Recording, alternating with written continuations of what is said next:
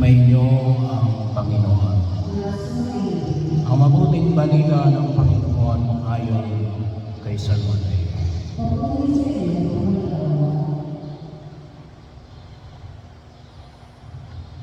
Noong panahon yung pagpasok ni Jesus sa Kapernaum, lumapit ang isang kapitang Romano at nakiusap sa kanya, "Ginoong, ang alipin ko po'y naparalisis. Siya nararating sa amin at lughang nagkilala. Barbaran ako at pagalingin siya." Sabi ni Jesus. Ngunit sumagot sa kanyang kapitan, "Ginoong, hindi po ako karapat-dapat na puntahan patungo sa aking bahay. Sabihin ko lamang ninyo na dadalhin ng aking alipin.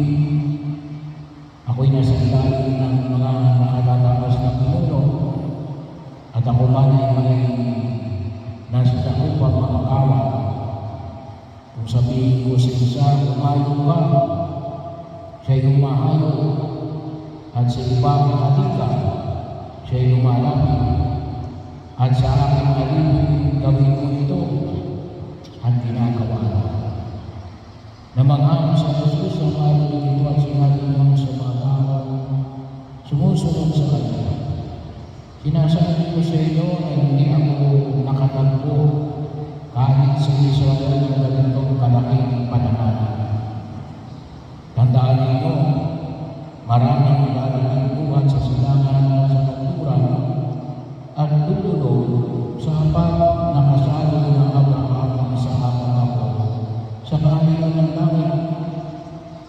Ngunit marami sa ibig ng Israel ay tatapon sa kadiliman sa labas. Do'y minanani sila ng mga anak ng kanilang ibig." At sinabi ni Jesus sa kanila, "Umuwi na kayo. Mangyayari ang hinihiling ninyo ayon sa inyong pananalig." Noon din umaling ang alipin ng kapitan. Pumunta na si Jesus sa bahay ni Pablo at doon ni Pedro. At doon nakita niya ang biyanan nito.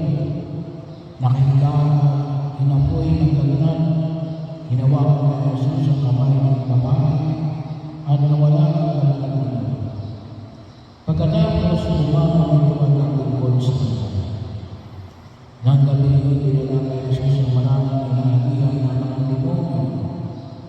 Sa isang salita lamang ay pinalaya siya ang masamang espiritu at pinagaling ang lahat ng may karamdaman.